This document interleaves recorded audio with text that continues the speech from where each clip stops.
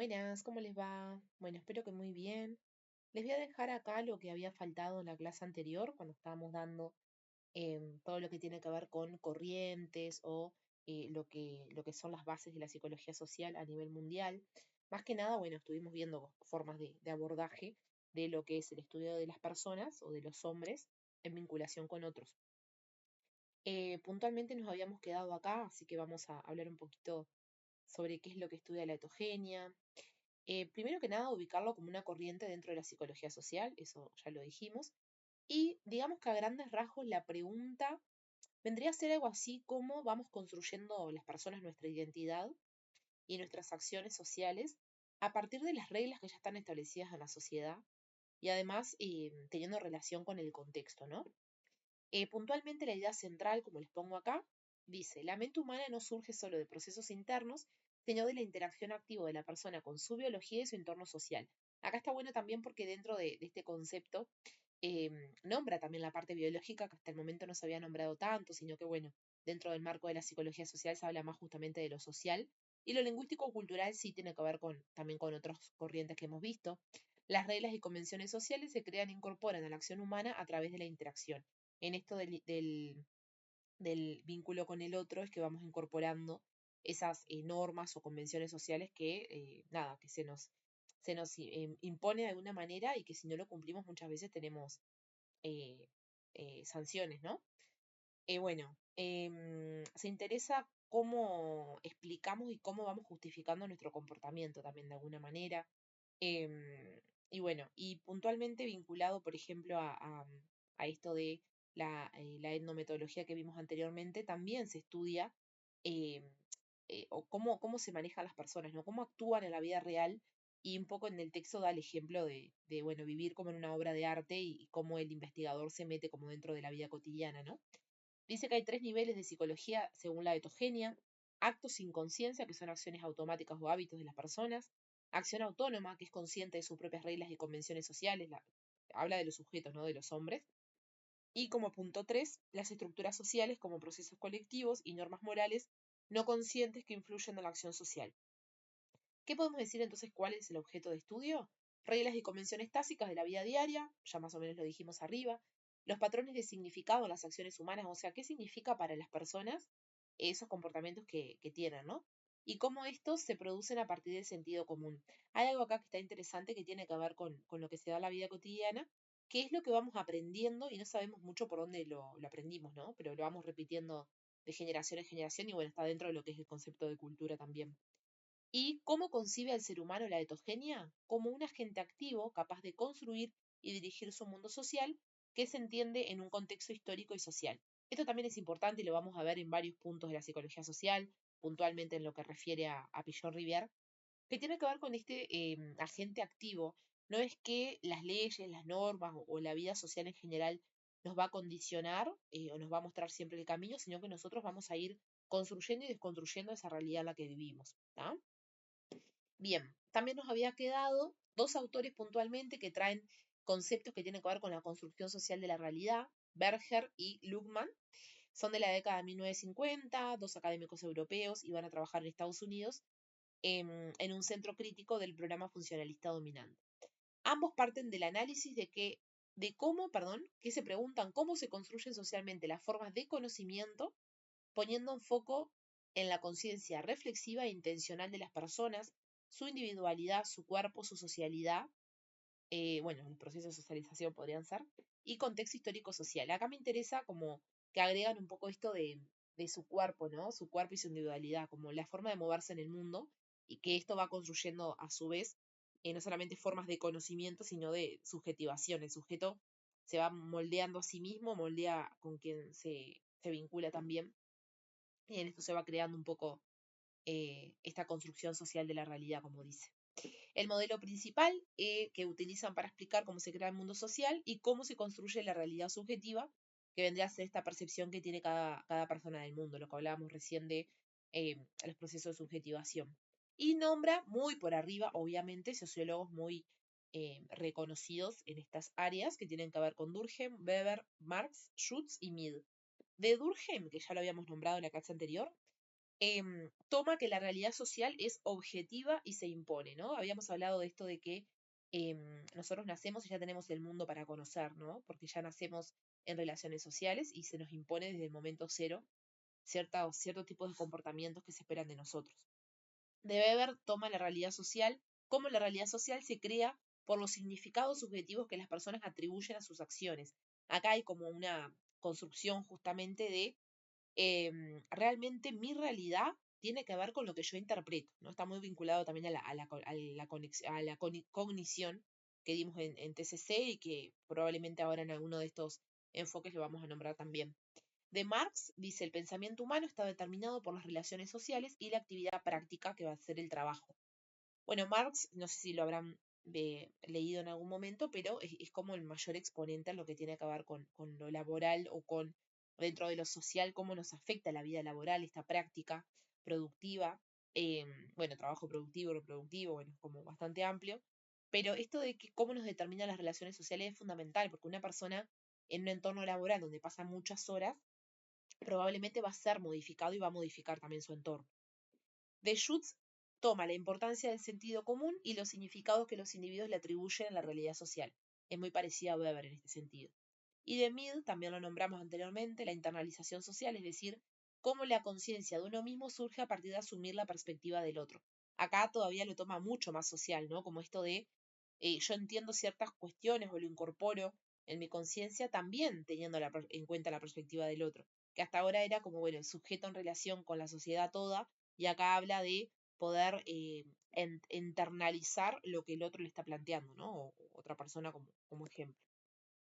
Bien, teoría del campo de Kurt Lewin también va a ser otro fundamento básico en la psicología social. Él fue un psicólogo alemán, mejor dicho, vinculado a la escuela de la Gestalt. Debido al nazismo, emigró a Estados Unidos, donde desarrolló una teoría con fuerte compromiso social, enfocada en el cambio, y la planificación democrática. ¿Qué va a proponer Lewin? Que para entender la conducta humana es fundamental analizar el espacio vital o el ambiente subjetivo, cómo lo representa cada persona en su propio mapa mental, ¿no? Se me ocurre como esto de eh, consultarle a la persona de qué forma vive, con quiénes vive, cuáles son las características de sus vínculos, ¿no? Como por esto de su mapa mental es bueno, ¿cómo lo identifica la persona a eso que está viviendo? Este espacio no es físico, sino psicológico, incluye percepciones, necesidades, motivaciones y recursos. Y esto también es interesante, a diferencia de otros como la etnometodología, la etogenia, que hablaba de, bueno, de un espacio físico realmente, ¿no? El estar en la vida cotidiana con la persona compartiendo el mismo espacio como para entender cómo se vinculan las personas. Habla de que a Lewin le importa lo que la persona está eh, interpretando, ¿no? Y cómo se transforma o cómo conforma, mejor dicho, este mapa mental donde tiene reconocido o no las necesidades, los recursos con los que cuenta, etcétera. Se me viene a la mente como ejemplos de ¿cómo es? De entrevistas laborales, ¿no? Donde la persona o el psicólogo o quien sea que esté entrevistando busca ver cómo se ve a sí mismo la persona y cuáles son los recursos, por ejemplo, las famosas preguntas, ¿no? De, no sé, de cosas positivas o negativas o recursos como mejorar o lo que fuera. Bien, otra de las teorías es la teoría del equilibrio para el cambio de actitudes. Estas teorías derivan de las formulaciones de Heider en su teoría del equilibrio. Van a ver que habla mucho más de este autor. Había tanto que traté de acotarlo. Ustedes obviamente en el texto original van a poder ver mucho más de esto, pero básicamente dice que las personas buscan la coherencia interna en sus pensamientos, actitudes y comportamientos, y que cuando percibimos que hay incoherencia o contradicción dentro de nosotros mismos, esto genera una tensión o incomodidad. Entonces, esto a nivel teórico, ¿no? Entiendo que siempre hay en la parte práctica ciertas, no sé si llamarle terapias o herramientas terapéuticas que hacen que se pueda trabajar con esto, ¿no? En este caso es, bueno, el sujeto se analiza, digamos, internamente y a partir de ahí puede generar un cambio para poder vincularse mejor. Es lo que de repente muchos hacen en psicoterapia, ¿no? A veces las personas demandan necesitar generar un cambio porque no se están llevando bien con su pareja, con sus padres, con sus hijos, ¿no? O cuestiones vinculares a otro nivel como pueden ser diferentes organizaciones. Así que es bastante visible este enfoque. Sobre cognición social, creo que algo hablamos en TCC. pero básicamente sabemos o lo podemos reconocer como un área dentro de la psicología cognitiva y se vincula con la psicología social en el sentido de que busca entender cómo las personas interpretan y dan sentidos a sus experiencias en las relaciones sociales. Nombramos un autor hace un ratito que estaba como dentro de esta área, pero bueno, en el texto lo nombra como un enfoque diferente. Busca explicar la conducta propia y la de los otros, así como el funcionamiento de grupos, roles, instituciones, para poder controlar el entorno social. Es una base súper importante de la psicología social, porque bueno, después vamos a ver en Pillon-Rivière qué es lo que analiza Pillon-Rivière del vínculo de las personas, ¿no? Y la cognición social o esta construcción considera al sujeto como un procesador activo de información, cómo usa y cambia los elementos cognitivos que median entre estímulos y respuestas. Es un poco esto de que hay dentro de, o en el medio entre estímulo y respuesta, hay cuestiones sociales que hacen que nosotros podamos actuar de cierta manera o de otra, o que justamente interpretemos de acuerdo a no solamente los estímulos y las respuestas de nuestros comportamientos, sino también lo que pasa en el medio, que puede ser perfectamente lo que son los vínculos sociales, ¿no? Bien, después nombra a otro psicólogo cognitivo que va a ser Brunner, que vivió gran parte del siglo XX. Está dentro de la psicología cultural histórica y busca comprender cómo la mente humana construye significado y realidades a partir de la historia y la cultura. También está muy vinculado a la antropología, como que siempre estudió desde ese lugar de ver, de estudiar la cultura de las personas, ¿no? De los procesos de socialización y todo eso. Dice que la mente no es solo un procesador frío, sino que participa en un proceso simbólico donde las personas dan sentido al mundo y a sí mismas. Como vemos, hay mucho en común que tiene que ver con cómo le damos significado a nuestros comportamientos, ¿no? Dentro de la sociedad. Acá siempre social no hablamos de individualidades, sino que hablamos de en el vínculo con otros constantemente. No quita que otros enfoques hablen de la individualidad y se pueda llegar a trabajar o a ver o investigar sobre el vínculo con otros, pero en social es la corriente por excelencia, junto con sistémica, que lo vamos a ver en estos días. Y otro concepto que utiliza es que el yo emerge de la relación con otros y es una construcción recíproca de sentido. En Pillon-Rivière lo vamos a ver continuamente, cómo nos vamos transformando con el medio y es necesario para poder seguir vinculándonos. Nos tienen que pasar cosas cuando nos vinculamos con otro o cuando formamos parte de otros grupos. En cuanto al concepto de representación social, también está bastante desarrollado en el texto. Se inspira en la noción de representaciones colectivas de Durkheim.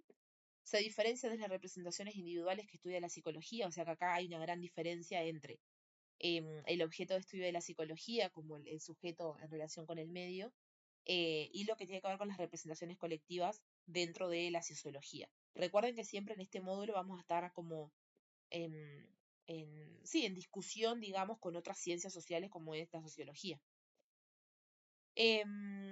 Bueno, lo que plantea de estas representaciones son formas en que un grupo o sociedad piensa sobre sus experiencias y el mundo que lo rodea. Estas representaciones sociales también refiere a lo que compartimos varias personas que formamos parte de un mismo grupo, ¿no? Cómo vemos las cosas desde ese lugar. A su vez son sistemas cognitivos y sociales compartidos que permiten a la comunidad interpretar y controlar su entorno. En la medida en que yo tengo interpretado lo que me transmite el entorno, entonces puedo de alguna manera, obviamente, no solamente interpretarlo, sino también controlarlo. Controlarlo en el sentido de, bueno, es como, bueno, logramos información y a partir de ello podemos trabajar para, por ejemplo, mejorar una representación social que tengamos. Las características principales de estas representaciones son entidades casi tangibles que circulan, se cruzan y cristalizan en la vida social, funcionan como un puente entre la vida social y la subjetividad, incorporan significados, emociones, imágenes e ideas, son dinámicas, se crean y transforman en la comunidad cotidiana. Esto de lo dinámico lo venimos nombrando ya hace tiempo, en esto de la psicología social, del ida y vuelta con el afuera. Y además permiten evocar objetos o situaciones ausentes, pasadas o futuras. Bien, creo que acá nos queda el último, que es la psicología social del cambio y la influencia de las minorías activas. También van a traer como varios ejemplos de algunos trabajos de Moscovici, no sé si se dice así, espero estar diciéndolo bien, que él se basa justamente o toma como objeto de investigación las minorías activas porque no eran tan, digamos que no eran tan estudiadas, ¿no? Siempre se hablaba como en términos de lo más de sociedades, de grupos, de organizaciones, y a veces las minorías también A veces no, siempre las minorías son importantes para entender ciertos procesos, ¿no? Bien, este autor, Moscovici, demostró que no solo la mayoría influye sobre la minoría, lo que se llamaba influencia normativa, sino que la minoría también puede influir a la mayoría. Las minorías activas pueden generar reflexión, cuestionar las formas dominantes y con el tiempo provocar cambios culturales, sociales o políticos. ¿Cuál es el cambio social? Perdón, trabajan ante el cambio social y conflicto, o tratan de buscar como introducir un poco eso, ¿no? La idea de que la interdependencia y el conflicto entre personas son motores importantes del cambio social. Así, la psicología social debe estudiar no solo el control social, sino también el cambio social. Control y cambio social van a ser dos conceptos que siempre van a estar en la psicología social, lo vamos a ver, lo van a ver ustedes, mejor dicho, cuando estén estudiando puntualmente psicología social, porque esto es una puntita de todo lo que van a tener que saber de psicología social. Acá la idea es que se lleven como, bueno, algunas bases por si les preguntan, bueno, algo de las influencias básicas en psicología social, puedan más o menos dar cuenta de ello. No tienen que saber de qué va cada una, sino a grandes rasgos. Las minorías activas, definidas numéricamente como grupos más pequeños que la mayoría que sostienen una posición disidente. Se me ocurre, por ejemplo, las comunidades LGTBI, no sé cómo sigue, perdonen, no me lo he aprendido, pueden ser minorías como algunas características genéticas o algunas personas con cierta enfermedad que no son tan conocidas en Uruguay. Estas son minorías, ¿no? Y pueden afectar directamente a la mayoría o pueden, en esto de la posición disidente, moverse desde otro lugar y generar cambios. Para influir socialmente deben contar con dos condiciones: visibilidad, que se les pueda ver y reconocer; reconocimiento social, que es la aceptación o legitimidad ante la mayoría.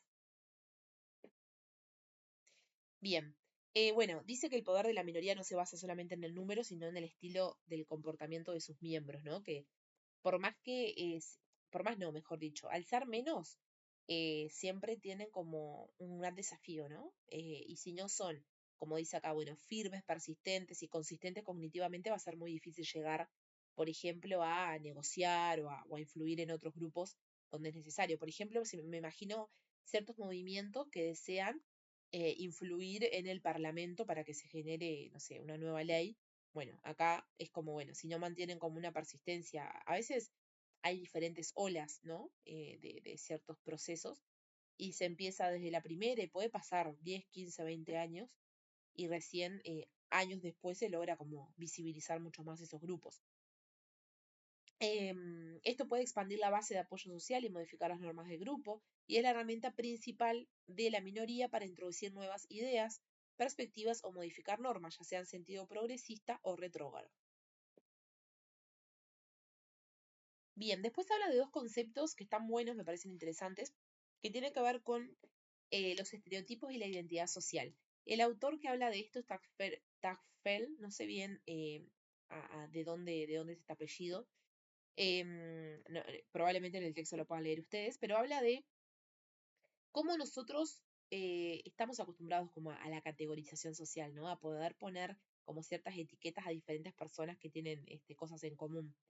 Dice que las personas clasifican a los demás en categorías sociales basadas en semejanzas o diferencias percibidas. Esto facilita la organización del mundo social y la interacción con otros. Los estereotipos sociales se forman a partir de estas categorías, o sea que previo a armar un estereotipo y a poder ponernos ciertos preconceptos, lo que primero se hace es como esta división, ¿no? esta categorización. Son generalizaciones sobre las características de los miembros de un grupo. Bueno, se me ocurre dentro de los trabajos, ¿no? Bueno, este es el grupo más conflictivo, o dentro de lo estudiantil también. Bueno, este es el grupo problemático, o este es el grupo que estudia, estas personas son las que traen las tareas siempre, o estos son los más responsables, siempre como, bueno, esa etiqueta en la frente que a veces nos puede ayudar o nos puede dificultar un montón. Se tiende a percibir a los miembros del propio grupo como más semejantes a uno mismo. Por ejemplo, en esto del liceo, ¿no? Pienso, bueno, los que son más responsables, ¿con quién tienden a juntarse más? Y bueno, con las personas de las mismas características en cuanto a esta responsabilidad, por ejemplo, aunque otras cosas también los pueden unir, pero generalmente tiene que ver con esto. Se resaltan las diferencias con los miembros de otros grupos, enfatizando contrastes y ahí generando a veces enfrentamientos. Y de la identidad social dice que surge de la conciencia y convicción de pertenencia a un grupo social, tiene que ver con el valor que la persona atribuye a esa pertenencia y es fundamental para la construcción de identidad personal. La identidad personal no solamente se crea pensándose uno mismo, ¿no? Sino que la identidad personal se construye en base a la identidad social. Va a depender de en qué familia nacimos, en qué grupos, o todavía aún más grande, en qué país, ¿no? Bajo qué condiciones sociales, históricas, económicas. Y la identidad social ayuda a explicar actitudes, comportamientos y relaciones intergrupales. Podemos sacar cuenta de que, bueno, a veces, lamentablemente también, etiquetamos personas, bueno, todas las personas que trabajan en tal rubro son de esta manera, ¿no? Habla un poco de esa identidad también. Y bueno, no podía faltar en lo que es psicología social, obviamente, Michel Foucault. Tal vez lo hablamos, no, con ustedes no, me estoy entreverando con historia, pero sí lo van a trabajar un montón dentro de la facultad, puntualmente por sus conceptos de poder, ¿no? De que el poder no es algo que, que no nos damos cuenta, sino que siempre está ahí, que a veces puede ser un poco invisibilizado, pero forma parte del vivir en sociedad. Bueno, Michel Foucault fue un filósofo, historiador y profesor de psicología social con gran influencia en Francia, en la Escuela de Frankfurt y las ciencias sociales del siglo XX. Los temas que va a investigar son el saber, el poder, la subjetivación y subjetividad, vinculando estos conceptos para analizar cómo se producen y ejercen en la sociedad. Él lo que hacía era, por ejemplo, mecharse como en investigaciones donde tenga que estar desde adentro, ¿no? Por ejemplo, en las cárceles, en los hospitales. Analiza un poco esta relación entre saber-poder. El saber y el poder están estrechamente ligados y se generan mutuamente en un ciclo continuo. Ambos funcionan como mecanismos para construir la subjetividad y formar a los sujetos.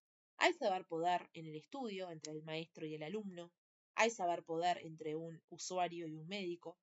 Hay saber-poder, se me ocurre, en una relación laboral, ¿no? En un líder y un colaborador. Concepto de poder para Foucault. El poder no es solo coercitivo, sino que es una relación omnipresente, en todos los ámbitos sociales. Esto de que no sea coercivo es que no es que solamente se imponga un poder, ¿no? Como puede ser, no sé, el poder que tiene la policía sobre las personas, ¿no? O sobre las conductas humanas, sino que es una relación omnipresente en todos los ámbitos sociales que construye sujetos y situaciones mediante relaciones de fuerza y resistencia. Estos ámbitos sociales fueron los que les fui nombrando, ¿no? Las escuelas, las instituciones educativas, los hospitales, todo lo que tiene que ver con la salud de la persona también entraría. Y construccionismo social, creo que nos queda este y algún otro. A ver, no, solamente construccionismo social. Y ahora en el próximo video les voy a subir de citolema diferenciado para que no se entreveren, aunque está todo en la misma diapo. El construccionismo social cuestiona la existencia objetiva de la realidad y sostiene que el sujeto construye activamente el conocimiento del mundo. Cabe destacar que el construccionismo social es base de un montón de otras teorías que ya nombramos, ¿tá? Por eso les va a parecer como muy conocido. No hay un reflejo pasivo de una realidad externa, sino una construcción activa en la cual el sujeto también se construye a sí mismo. Una relación dialéctica, vamos a ver que Pillon lo trae de esa forma. Cada persona construye una representación subjetiva del mundo que percibe como realidad. Estas representaciones son consensuadas socialmente y sirven como mapas que van a orientar la acción de las personas. Bien, les corto por acá y van a ver que próximamente van a encontrar el otro videíto.